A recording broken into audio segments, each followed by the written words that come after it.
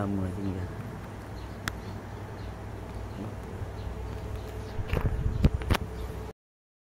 Bismillahirrahmanirrahim. Wassalatu wassalamu ala asyrafil anbiya wal mursalin wa ala alihi wa sahbihi ajma'in. Rabbi shrah li sadri wa yassir li amri wahlul 'uqdatam min lisani yafqahu qawli. Assalamualaikum warahmatullahi wabarakatuh. Alhamdulillah yang saya muliakan dan juga dihormati barisan ahli jawatan kuasa masjid, Tuan Imam, Tuan Bilal, para asatizah, para alim ulama, tuan-tuan guru, tuan-tuan puan-puan ibu ayah yang dikasihi Allah Subhanahu wa taala sekalian. Jadi alhamdulillah, yang pertamanya kita panjatkan kesyukuran kepada Allah Subhanahu wa taala dengan keizinannya, kekuatan, kesihatan dan juga nikmat umur yang masih lagi diberikan pinjaman kepada kita pada pagi yang mulia ini, dapat sekali lagi kita bersama berkumpul bagi mendirikan solat fardu subuh secara berjemaah. Kemudian Allah pilih, Allah berikan lagi ruang dan peluang kepada kita untuk berada di dalam taman-taman syurga yang dinisbahkan sebagai majlis ilmu dan juga majlis-majlis zikrullah.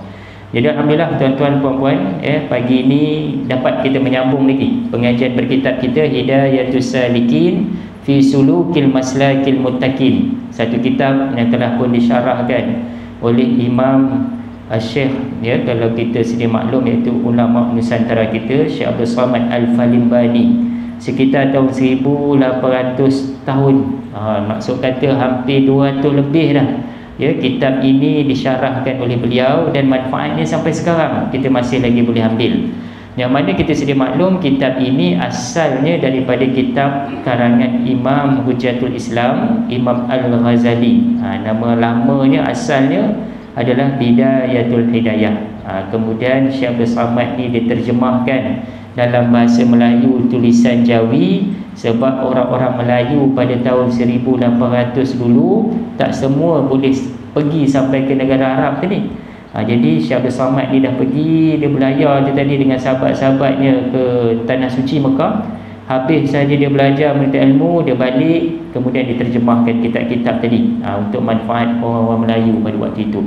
Dan itulah manfaatnya sampai sekarang kita dapat. Jadi alhamdulillah tuan-tuan, pagi ni kita dah menyambung.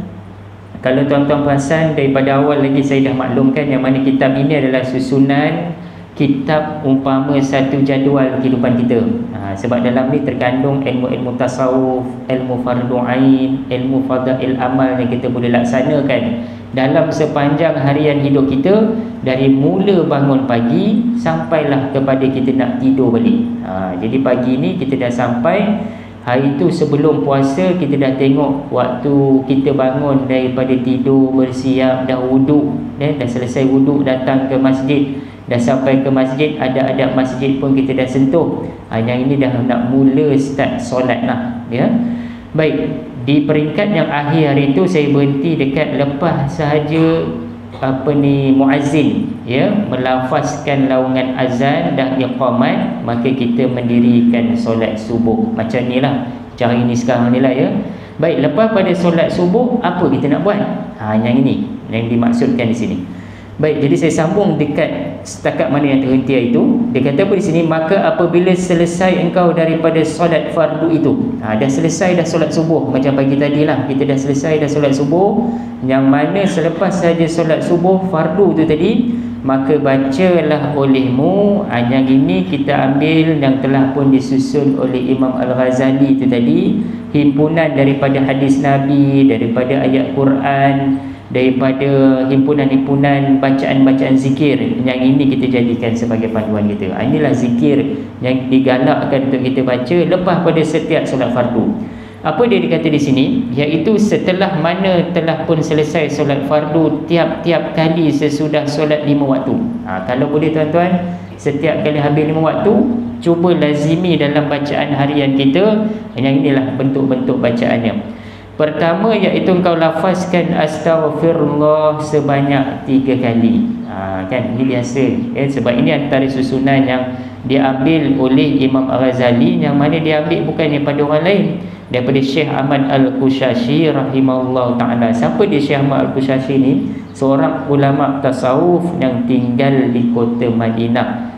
Dan juga di sekitar Mekah juga. Dikata sini nakal daripada kebanyakan orang Madinatul Rasul. Maksudnya apa? Orang yang sekeliling duduk dekat Madinah, kebanyakan mereka dah tentulah ambil daripada apa yang ditinggalkan oleh junjungan besar kita Nabi Muhammad sallallahu alaihi wasallam, ya, yang semasa dengan dia dibaca tiap-tiap kali sesudah solat 5 waktu. Ya, apa lafaz tadi? Astaghfirullahalazim sebanyak 3 kali. Jadi tuan-tuan ulang astaghfirullahalazim 3 kali. Baik, selepas itu Allahumma antas salam wa minkas salam wa ilaika ya'udus salam, yang biasa kita dengar imam baca, kita pun biasa ikut sampai tabarakta rabbana wa ta'ala ya zal jalali wal ikram. Baik, habis itu baca pula al-Fatihah. A'udzubillahi minasyaitanirrajim, bismillahirrahmanirrahim, sampailah waladdallin, amin. Baik, selepas pada itu baca apa pula? Sambung lagi dengan yang ini, wa ilahukum ilahu wahidun la ilaha illa huwar rahmanur rahim. Itu ayat daripada surah Al-Baqarah. Ramai orang tersilap bila suruh baca ayat kursi, dia baca daripada wa ilahukum. Sepatutnya kalau ayat kursi itu mula daripada Allahu la ilaha illa huwal hayyul qayyum. Tapi bukanlah jadi satu kesalahan kalau tuan-tuan nak mula juga baca daripada wa ilahukum, ayat Quran juga boleh. Baik, kemudian baca ayat kursi sampailah wahwal aliyul azim, ya. Lepas pada ayat kursi nak sambung apa lagi? Kalau tuan-tuan waktu itu masa mungkinlah urgent, tak sempat, mungkinlah waktu masa tu adalah kerja-kerja yang nak dibuat, ya, maksud kata agak tergesa.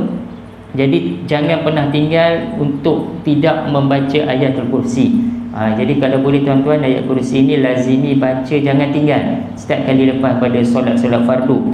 Ya, kalaulah tuan-tuan mempunyai masa yang lebih panjang, ya, masa yang lebih panjang atau pendek ini sebenarnya atas pilihan kita. Ya, sebab itulah waktu masa ni bukanlah mengikut kita, tapi kita lah yang kena menyusun jadual tadi. Kalau kita rasa tak ada masa lah Ustaz, memang sampai ke sudah dah tak ada masa. Sebab kita yang kena peruntukkan masa itu tadi, ya. Baik, sambung lagi dengan syahidallahu annahu la ilaha illa huwa wal malaikatu wa ulul ilmi qa'iman bil qis, sampai la inna dina indallahil islam qulillahumma malikul mulki tu'til mulka man tasha, ya, wa tanzi'ul mulka mimman tasha, sampailah bi ghairi hisab. Rasanya tuan-tuan pun dah hafal dah, ya, bacaan-bacaan lepas solat ni, cuma kita nak ulang kaji balik. Kalau rasa baru pertama kali dengar, tuan-tuan cuba cari bacaan selepas solat, insya-Allah sama je dia punya bacaan tu tadi.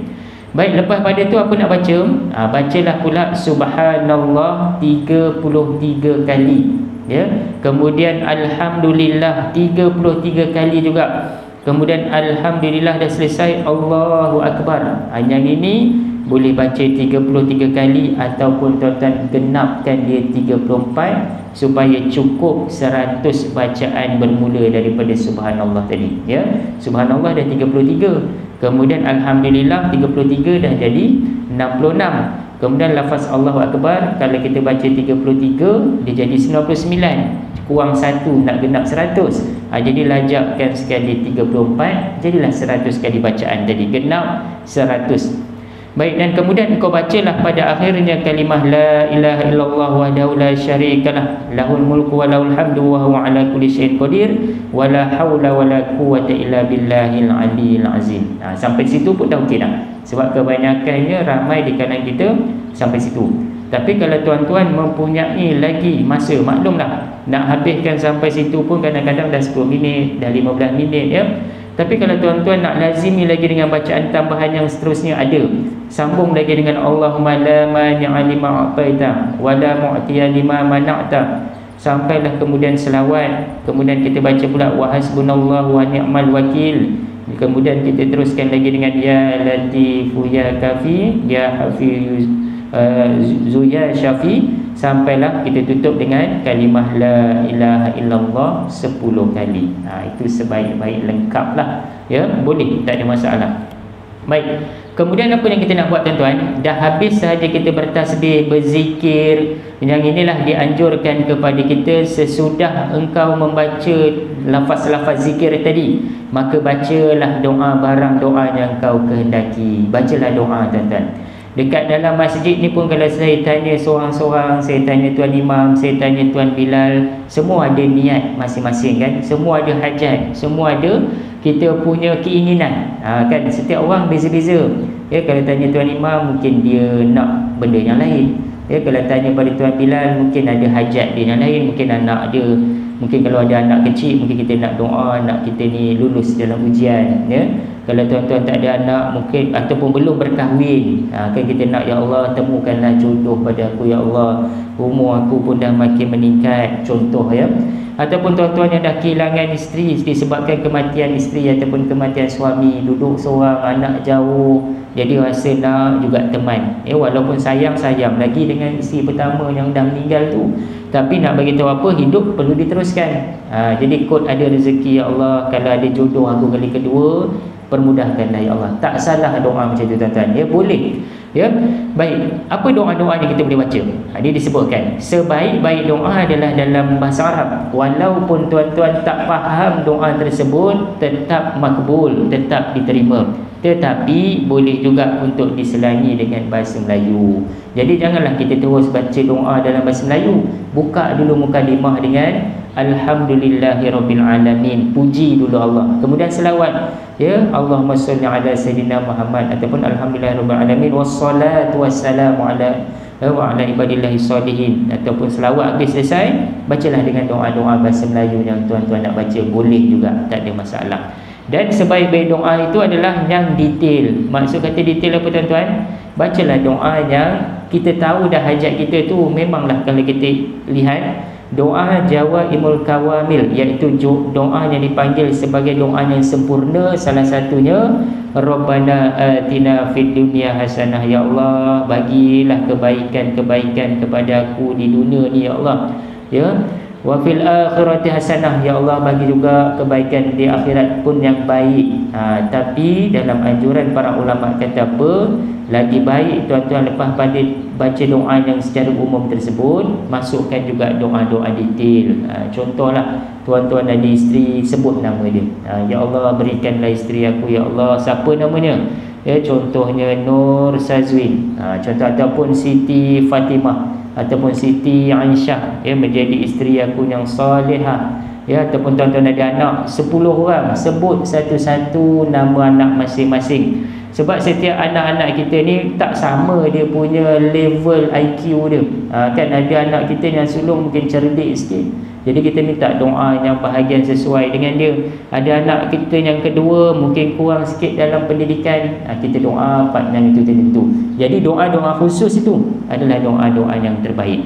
Jadi mungkin selama ni tuan-tuan rasa, Ustaz lama dah saya doa Ustaz, daripada umur saya 20 sampai umur saya 40, kenapa Allah tak makbulkan lagi? Jadi kita kena sedia faham, doa seorang hamba tu insya-Allah ya Allah akan makbulkan. Soalnya cepat atau lambat. Ada doa yang Allah terus makbulkan, ada juga doa yang mana Allah berikan penangguhan, dan ada juga yang Allah terus tangguhkan, diberikan kebaikan itu nanti di akhirat nanti. Jadi tuan-tuan, ada benda yang kita nak, kadang-kadang Allah tak bagi terus, tapi Allah gantikan dengan ditolak segala azab dan juga musibah kita.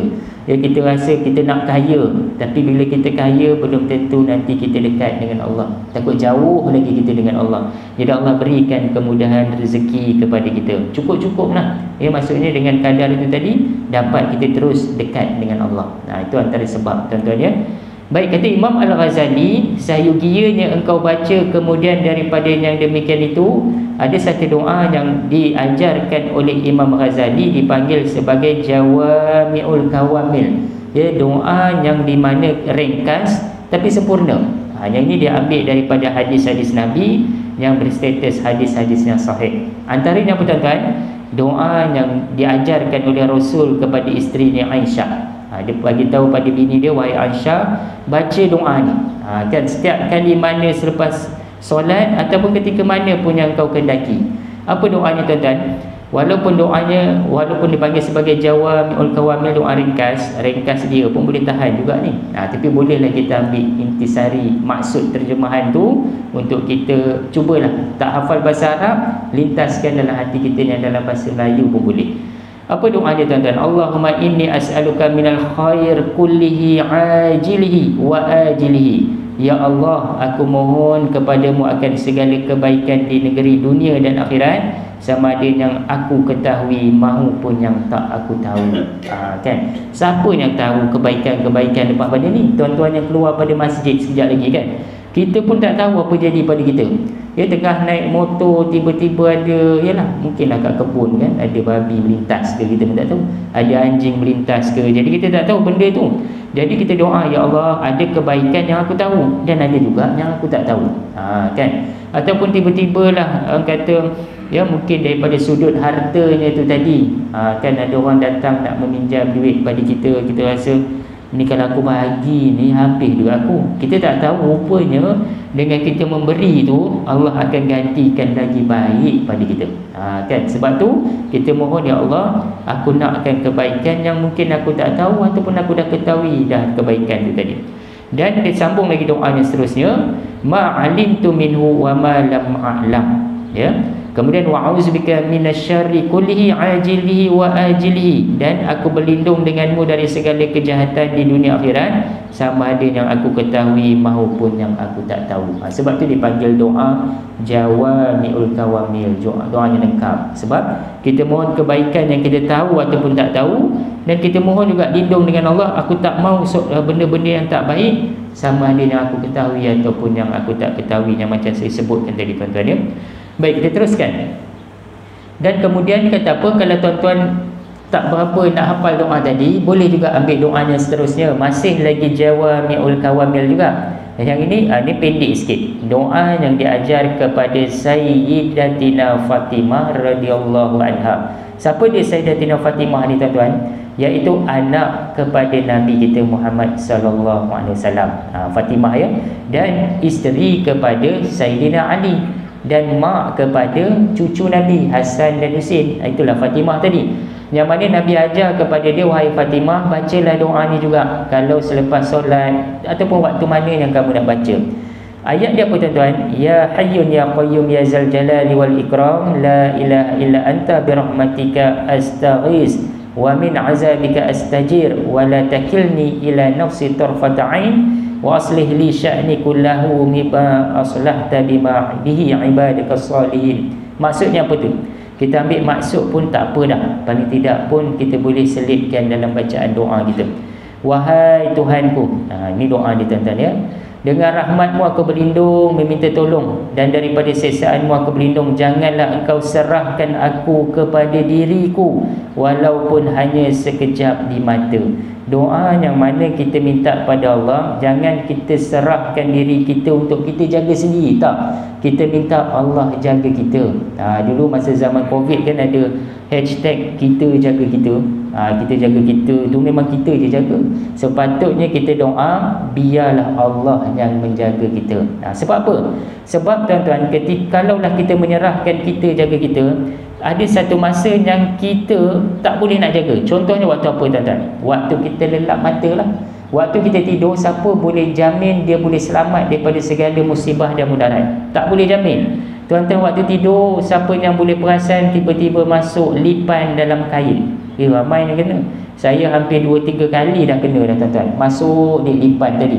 Sebab katil, jenis katil yang letak bawah, maksudnya tak ada katil, tak tilam je. Duduk pula kampung Bagan Datuk tu, dengan kelapanya, kelapa sawitnya. Ya, rumah pula kena rumah papan. Maklumlah duduk lantai. Jadi kadang-kadang sedar-sedar, ya Allah besar tuan-tuan. Kadang-kadang besar ibu jari, banyak kali lah kena. Ya, maksud kata apa? Kalaulah kita tak menyerahkan diri kita pada Allah, kita pun tak boleh tentu nak menjaga diri kita. Kadang-kadang rumah terbakar. Ya, kadang-kadang macam-macam benda lah. Anak kita yang mana yang kecil, bayi lagi yang dah pandai merangkak, tahu-tahu hilang lah, tahu-tahu ada kat dapur. Kan, sebab kita mohon lindung dengan Allah, biarlah Allah yang menjaga dan juga memelihara kita. Sebab tentera Allah tu ramai, di sekeliling kita adalah para malaikat, yang mana mereka itulah yang akan menjaga kita tadi. Dan dia kata apa? Perbaikkanlah segala urusanku seperti mana engkau perbaiki urusan hamba-hambamu yang soleh. Ini antara doa yang kita boleh amalkan tuan-tuan ya.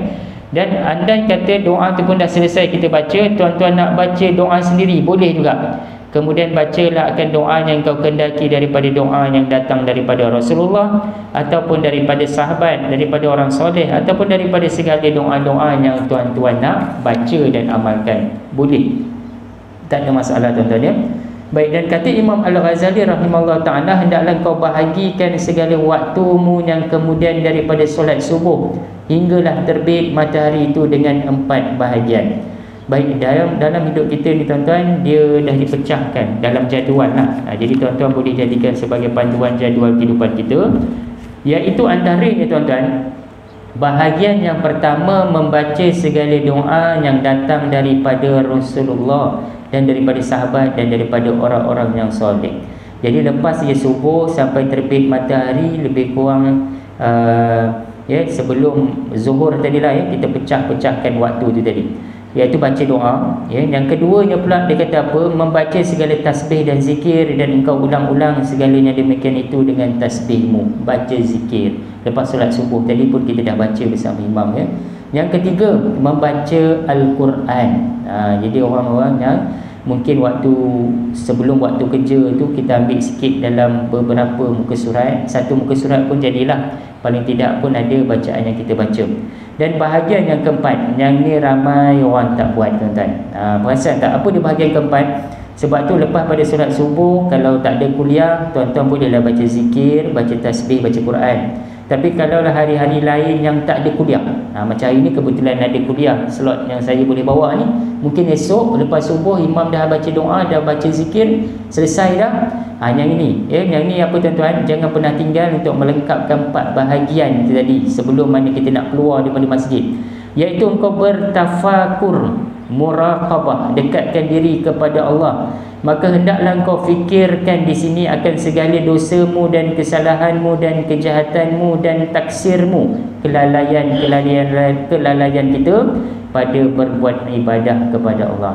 Yang ini dipanggil, kalau dalam kitab Fiqhus Sirah, dipanggil sebagai berkhalwah ataupun berkhalwat. Jangan pula sebut khalwat. Ustaz suruh saya berkhalwat, mana saya nak cari orang perempuan ni? Bukan itu maksud kata. Itu khalwat juga, tapi itu bersunyi-sunyian dengan orang yang bukan mahram. Yang itu haram tuan-tuan. Yang berkhalwah di sini dimasukkan oleh Nabi. Cari satu masa dalam kehidupan kita, tak payah banyak pun tuan-tuan, masa tempoh tu cukup 10 minit, 15 minit pun jadilah. Kalau rasa panjang 5 minit pun jadilah tuan-tuan. Apa dia? Bertafakur.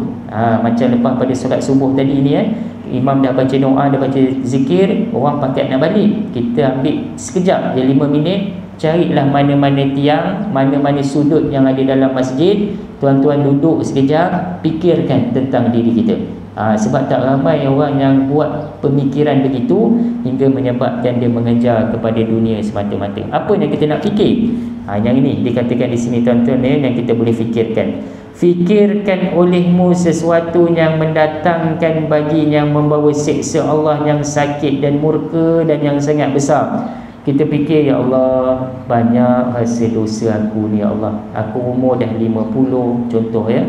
Umur aku dah 40 tahun ni, umur aku dah 60. Agak-agak ni kalau aku mati ada tak amalan? Kita ambil 5 minit ya tuan-tuan, fikir tentang diri kita. Inilah antara amalan ulama-ulama tasawuf dulu, supaya dia rasa hati tu akan rasa tenang, rasa bersih, tak mengejar dunia, akan memikirkan akhirat. Yang ini yang kita nak.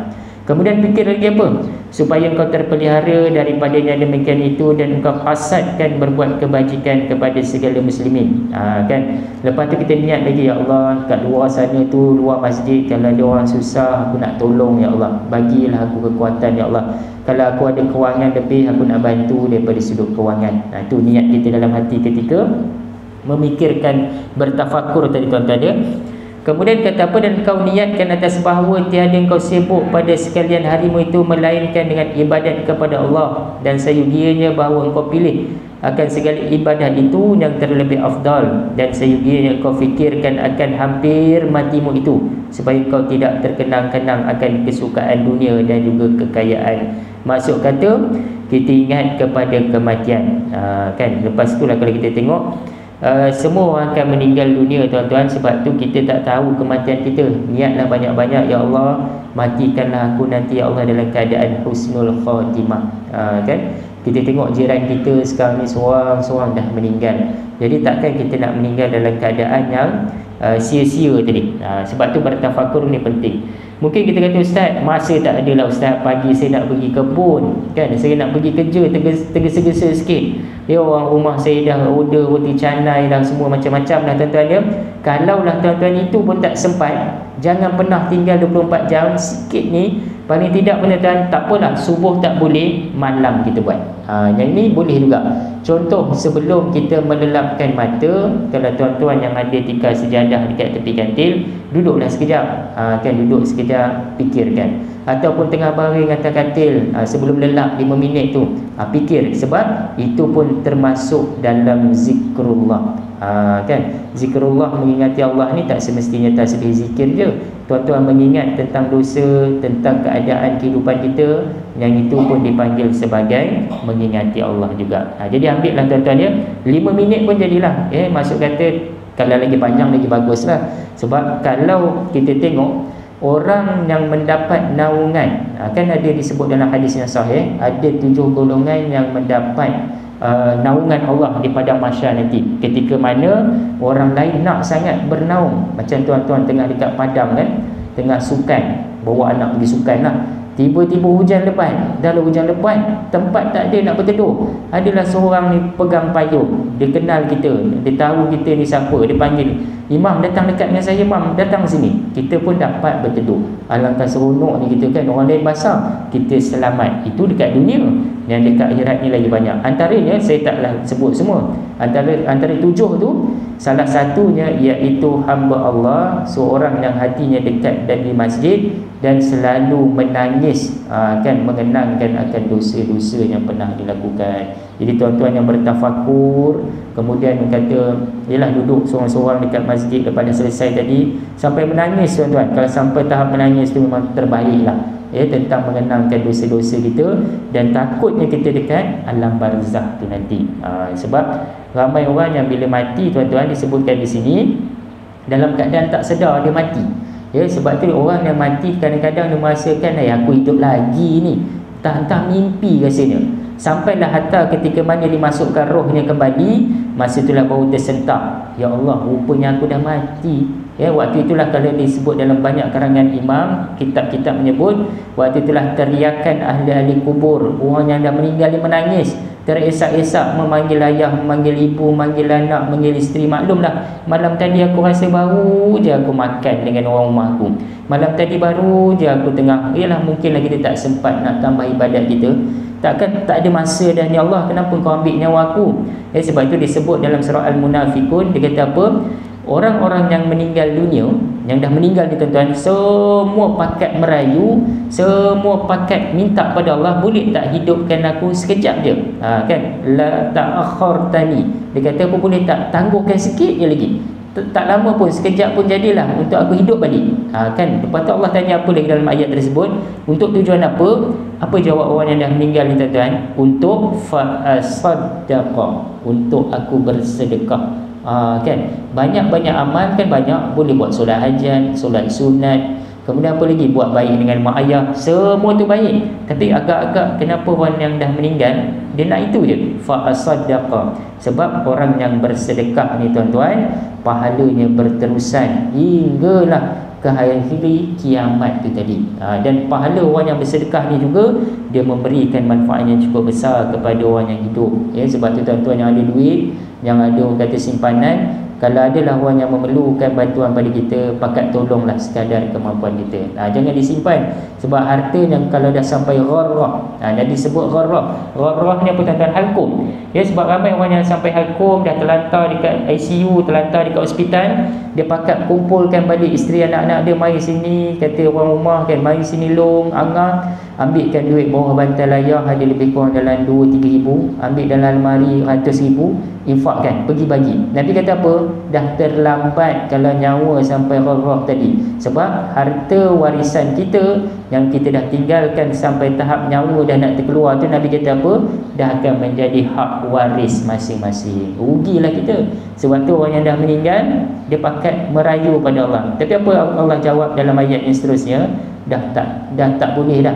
Ya, Allah takkan melambatkan, melengahkan ajal bila mana tiba tadi, tuan-tuan. Jadi sebab tu mengambil manfaat ilmu tu tadi, tengah Allah bagi kita kesihatan, pakat kumpulkanlah. Selain daripada kita berzikir, bertafakur, perbanyakkan juga bersedekah. Baik, seterusnya, yang ini yang terakhirlah untuk pagi ini. Dia kata apa di sini? Saya tutup ya. Hendaklah engkau jadikan segala zikir dan segala tasbih ilmu itu 10 kalimah. Jadi saya tinggalkan tuan-tuan dengan 10 kalimah ini yang tuan-tuan boleh jadikan sebagai bacaan harian. Orang dulu-dulu dia siap tampal kat tepi dinding. Saya ingat lagi arwah atuk dengan nenek saya lah, dia ada bacaan-bacaan dia lah. Ni hari ni hari apa? Kata dia hari Isnin. Hari Isnin baca apa ya? Dia dah tak berapa nak nampak. Jadi dia akan tengok, nanti dia akan baca. Dia tahu. Hari Selasa ni apa pula zikirnya? Jadi dia baca. Orang dulu lah. Orang sekarang ni tuan-tuan kadang-kadang faktor sibuknya, masanya. Jadi rugi sebenarnya kalau kita tak habiskan sisi hidup kita dengan mengingati Allah dan bertasbih tadi. Baik, ini antara beberapa zikir lah, tasbih yang kita boleh amalkan dalam kehidupan kita yang dihimpunkan oleh Imam Ghazali. Antaranya pertama kalimah la ilaha illallah wahdahu la syarikalah. Yang ni ya, jangan pernah tinggal. Hari-hari kalau boleh, tengah bawa kereta, tengah nak pergi kebun, cubalah kita lazimi baca. Ya, la ilaha illallah wahdahu la syarikalah lahul mulku wa huwa ala lahul mulku wa lahul hamdu yuhyi wa yumiit wa huwa ala kulli syai'in qadir. Baca banyak kali berulang-ulang. Yang kedua, boleh baca juga la ilaha illallahul malikul haqqul mubin, diulang-ulang. Ketiga, la ilaha illallah wahdahu wahdil qahar rabbus samawati wal ardh wa ma bainahumal azizul ghaffar, pun boleh juga dibaca berulang-ulang, tuan-tuan ya. Kemudian subhanallah walhamdulillah wa la ilaha illallah wallahu akbar wa la haula wa la quwata illa billahil aliyyil azim, pun juga rasanya semua ni tuan-tuan hafal ya. Baik, yang kelima, yang ini pun boleh dibacakan sebagai zikir tasbih harian kita juga. Subuhun qudusun rabbul malaikatu warruh, maha suci Allah yang lagi maha bersih dan Tuhan malaikat dan roh. Baik, yang keenam, subhanallah wa bihamdih subhanallahil azim. Yang ini pernah disebut dalam hadis yang sahih, sangat-sangat banyak manfaatnya kalau tuan-tuan ulang-ulang subhanallah wa bihamdih subhanallahil azim ya. Ataupun yang ketujuh, astaghfirullahalazim allazi la ilaha illa wal hayyul qayyum wa as'aluhu taubatal wal maghfirah, ataupun wa atubu ilaih, boleh juga, tak ada masalah. Yang penting istighfar tadilah. Baik, yang ke-8, Allahumma la mani'a lima a'taita wa la mu'tiya lima mana'ta wa la yanfa'u zal jaddi minkal jadd. Pun ada juga, mungkin jarang-jarang kita dengar, tapi ini pun antara himpunan yang kita boleh baca. Baik, seterusnya yang ke-9, Allahumma salli ala Muhammad wa ala alihi Muhammad wa sahbihi wasallam. Yang saya sebutkan 10 ni bukan kata tuan-tuan kena baca semua. Kalau baca semua lagi bagus, boleh pilih salah satu daripada 10 ni sebagai bacaan-bacaan harian kita, tuan-tuan ya. Ataupun yang ke-10, yang ini, bismillahillazi la yadurru ma'asmihi syai'un fil ardi wala fis sama' wa huwas samiul alim. Yang ini paling manfaatnya sangat-sangat, semua manfaat baik, tuan-tuan. Yang ini antara yang lagi orang kata pelindung kita dunia dan juga akhirat, kebaikan-kebaikan yang kita boleh nampak lah. Apa dia, tuan-tuan? Bismillahirrahmanirrahim ni adalah satu doa, satu bacaan yang mana boleh dijadikan juga sebagai ayat pembatal sihir. Kita tak tahu lagi moden zaman sekarang sebenarnya lagi ramai orang yang terlibat dengan kaedah ilmu-ilmu hitam ni. Jadi kita boleh jadikan panduan. Apa maksudnya, tuan-tuan? Dengan nama Allah yang tiada dapat memberi mudarat dengan berkat menyebut namanya oleh sesuatu yang ada di bumi ataupun di langit, dan dialah Tuhan yang maha mendengar lagi maha pengetahui. Aku berlindung padamu ya Allah daripada semua mudarat di langit, di bumi dan di keadaan apa juga, aku mohon berlindung. Jadi tuan-tuan, zikir tadi yang saya sebut 10 tadi tu, tuan-tuan ulang-ulangkan olehmu setiap satu daripada sekalian zikir, tasbih dan doa ini. Kalau tuan-tuan boleh baca 100 kali, baca 100 kali. Kalau boleh baca 70 kali, baca 70 kali. Ataupun paling rendah sekali 10 kali, yang itu paling kurang. Ya, ulanglah setiap hari kita, ya, supaya jadilah perhimpunannya itu 100 kali. Kalau kita baca yang daripada 1 sampai 10 tadi, 10 sampailah bismillahirrahmanirrahim itu pun 10, maka cukuplah 100 kali bacaan kita pada hari tersebut. Jadi jadikan lazimi dalam kehidupan kita, ya. Baik, jadi sebagai kesimpulannya saya sebutkan di sini sebelum kita masuk fasal yang ke-7. Yang ini nanti saya kongsi pada pertemuan akan datanglah. Dia kata apa di sini? Dan lazimkan olehmu akan segala wirid-wirid ini, serta jangan engkau berkata-kata dahulu daripada terbit matahari. Macam tadilah, sebelum matahari terbit, kita habiskan dulu doa-doa dan zikir-zikir tadi. Sebab apa? Kerana itulah yang disebutkan dalam hadis Nabi SAW, bahawa yang demikian itu lebih afdal daripada memerdekakan 8 orang sahaya. Bayangkan kalau tuan-tuan bacalah apa yang saya sebutkan tadi yang terkandung dalam kitab ni sebagai amalan harian kita, manfaatnya seperti mana tuan-tuan memerdekakan 8 orang hamba. Sekarang dah tak ada hamba dah, tuan-tuan. Besar tu seorang hamba dulu pun ratus ribu kalau ikut jumlah harga. Zaman sekarang ni kita nak tengok nisbahnya lebih kurang begitu. Bayangkan kalau sekarang ada hamba, seorang hamba tu pun belum tentu kita mampu nak memerdekakan. Iaitu kemudian mengucapkan zikir yang tersebut kemudian daripada solat subuh hinggalah terbit matahari, padahal ia tak kata-kata apa pun terlebih afdal daripada memerdekakan 8 orang hamba yang saya sebutkan tadi. Maksudnya apa, tuan-tuan? Itulah manfaat yang kita boleh jadikan dalam kehidupan kita.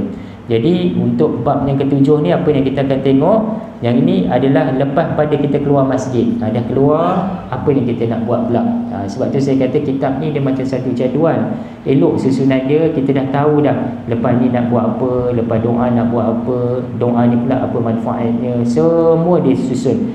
Dan sampailah insya-Allah kalau panjang umur nanti kita dapat khatamkan kitab ni, sampailah bab akhir nanti adalah berkait dengan perkara-perkara masalah hati, kebaikan hati, ya. Maksudnya kita nak bersihkan hati kita. Baik, jadi itu dulu dengan sekadar masa yang ada dapat saya kongsikan pada tuan-tuan. Semoga kita tak tinggalkan wirid-wirid bacaan tadi.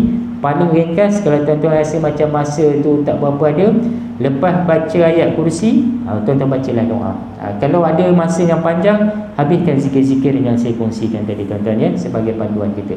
Jadi insya-Allah semoga kita tergolong dalam golongan orang yang beramal, dan juga insya-Allah semoga kita nanti dihimpunkan di dalam syurga Allah, ya, syurga Al-Firdaus insya-Allah, ya. Baik, saya tutup dengan wabillahi taufik wal hidayah. Wassalamualaikum warahmatullahi wabarakatuh. A'udzubillahi minasyaitonirrajim. Bismillahirrahmanirrahim. Alhamdulillahirabbil alamin wassalatu wassalamu ala asyrafil anbiya'i wal mursalin wa ala alihi washabihi ajmain. Rabbana zalamna anfusana wa illam taghfir lana wa tarhamna lanakunanna minal khasirin. Rabbana 'alaika wa tawakkalna wa ilaika anabna wa ilaikal masir. Wa sallallahu ala sayidina Muhammad wa ala alihi washabihi wa baraka wasallam. Walhamdulillahirabbil alamin.